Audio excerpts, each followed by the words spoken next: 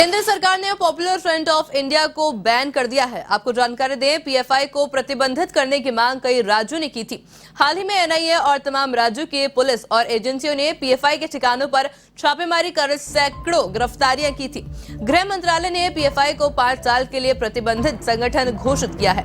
PFI के अलावा rehab India foundation, campus front of India, all India इमाम counselling, national confidential of human rights organisation, national women front, junior front, empower India foundation और rehab foundation Kerala जैसे सहयोगी संगठन पर भी बैन लगा दिया गया है।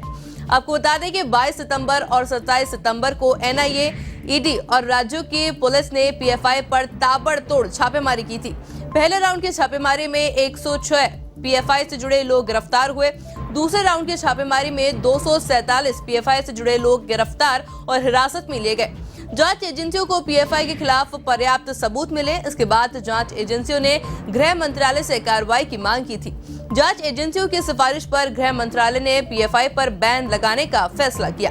आपको बता दें कि इन संगठनों का हिंसक गतिविधियों में नाम आता रहा है।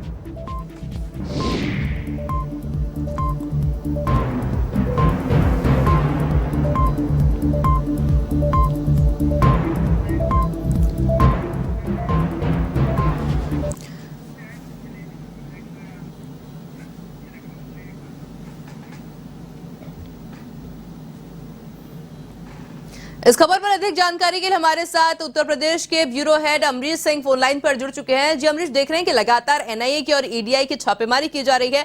पीएफआई को बैन करने का भी कहीं ना कहीं सवाल खड़ा हो रहा है, क्या कुछ अपडेट है?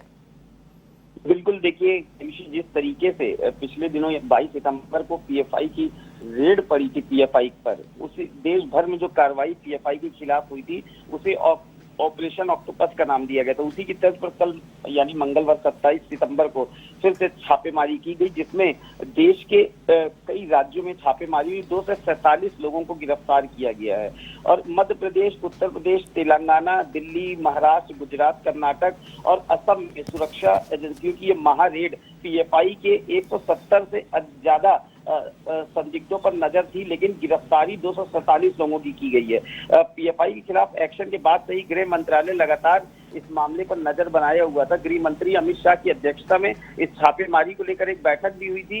इस मामले में एनआईए, डीजी और एनएसए अजीत डोभाल समेत तमाम बड़े अधिकारी मौजूद थे। बताया जा रहा है कि इसके बाद से पीएफआई पर बैन लगाने की प्रक्रिया जो है वो शुरू हो गई थी। पीएफआई के कैडर, फंडिंग और नेटवर्क से जुड़ी रिपोर्ट देखने के बाद गृह मंत्रालय ने आखिरकार पीएफआई को 5 साल के प्रतिबंधित संगठन घोषित कर दिया है। गंभीर आरोप भी पीएफआई के खिलाफ है। विवादित संगठन पीएफआई का नाम तमाम तरह की हिंसा और दंगों से जुड़ता रहा है। 27 सितंबर को कल जब छापेमारी में जांच एजेंसियों को ऐसे कई सबूत मिले जो बताते हैं कि पीएफआई की तैयारी हिंदुस्तान के खिलाफ युद्ध छेड़ने की थी। हवाला अगर दिया जाए, हासिल जो रकम पीएफआई देश भर में दंगे कराने के लिए करने वाली थी, इसके बाद से तमाम राज्यों में सख्ती से जांच की जा रही है। अब बैन लगाए जाने के बाद पीएफआई नेताओं के खिलाफ जोरदार कार्रवाई की जा सकती है। अगर बता दें, जिस तरीके से आयुषी सारी एजेंसियां पहली बार जांच ऑपरेशन में सभी जांच एजेंसियां शामिल हुई और एक्शन से पहले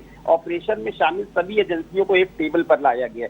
एनआईए हो, ईडी हो, एटीएस हो, रॉ हो, पुलिस हो या फिर सीआरपीएफ के अफसर, 4 से 5 बार आपस में सभी की मीटिंग हुई। 15-16 राज्यों में पहले पीएफआई नेटवर्क की पहचान की गई, इसे सभी से शेयर किया गया।